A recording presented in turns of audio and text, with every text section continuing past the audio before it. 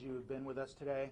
Obviously, these facts started unfolding right around 7 a.m., and we are still on scene. We are still working this incident, but we felt we owed it to you to get the word out quickly and to make sure you got information that is accurate. There are a number of things we cannot speak to about what occurred at the scene because it's still under investigation. And we have the suspect here at our agency, so we are still working this hard, but I will give you what we know to answer the questions that you may have.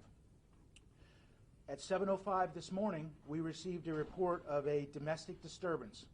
The call came in from a female at a neighboring residence that there was an incident that had occurred, and it was initially reported as someone stabbed. The report we received initially was that a female was banging on the neighbor's door asking for help. Our first responding officer was Officer Andrew Renna. That's R-E-N-N-A.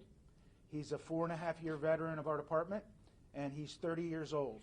He arrived in 1 minute to the scene.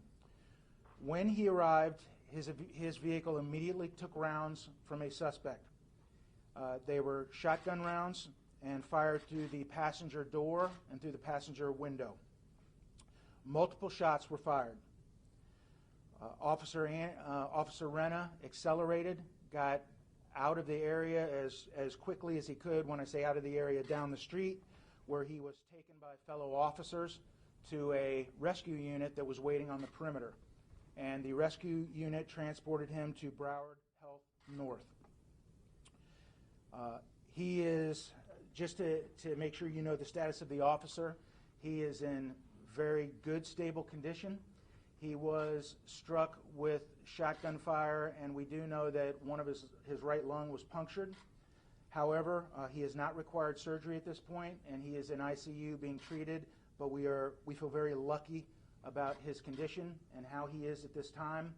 And quite frankly, I would say, and I think my colleagues here would say, that that's largely due to quick action on behalf of officers and rescue that were on scene.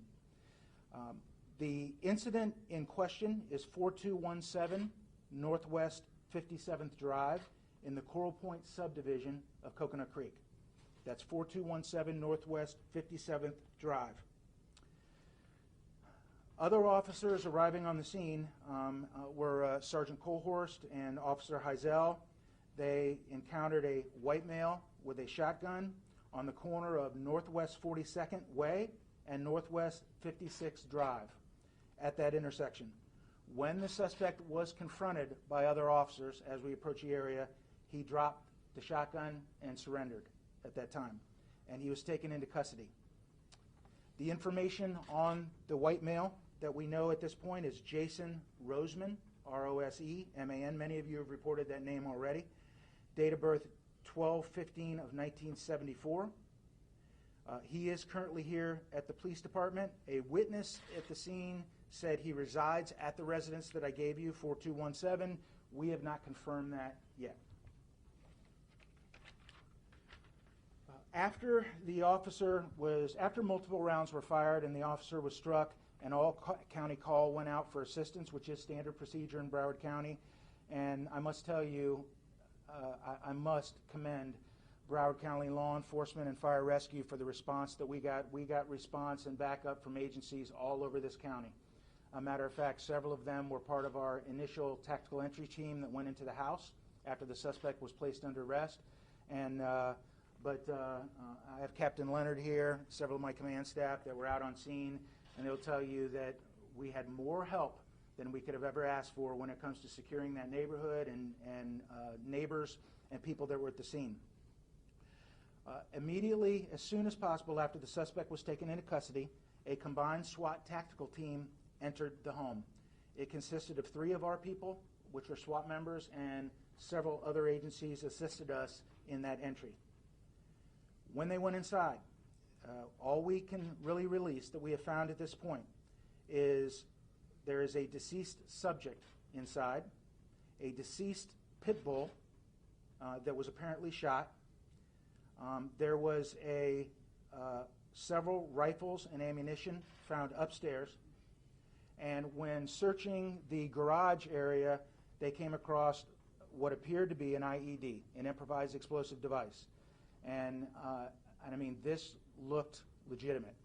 So they did what they're trained to do. They backed out. The bomb team was called in, and we ultimately have identified, as of their clearing the scene, that this was a prop. It was not a real device. It was a prop, but it looked the part. We also found next door to the residence, and this is at 4227 Northwest 57th Drive, a female, and she was found dead in the driveway next door. No more information can be released at this time because we are still collecting it and putting these facts together. Additionally, in front of a home in a driveway at 4237 Northwest 57th Drive, in a driveway, a male was found in critical condition. He was transported by rescue to Broward Health North, and as of our last check, he was alive but in extremely critical condition. These are the facts that we know.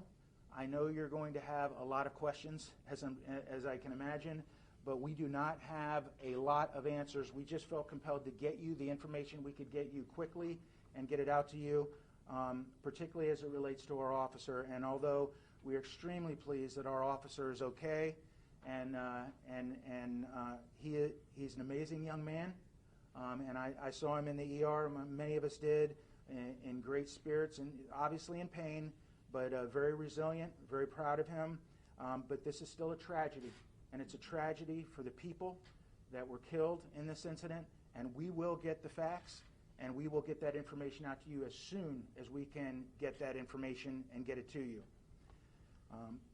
I want to thank, and I think I said this, I want to thank you, Broward Sheriff's Office. I cannot tell you how many agencies have contacted us offering assistance. I want to thank Coconut Creek Margate Fire Rescue and all the fire rescue that responded. And to all my fellow chiefs across Broward County who sent support, I want to thank them sincerely for their assistance.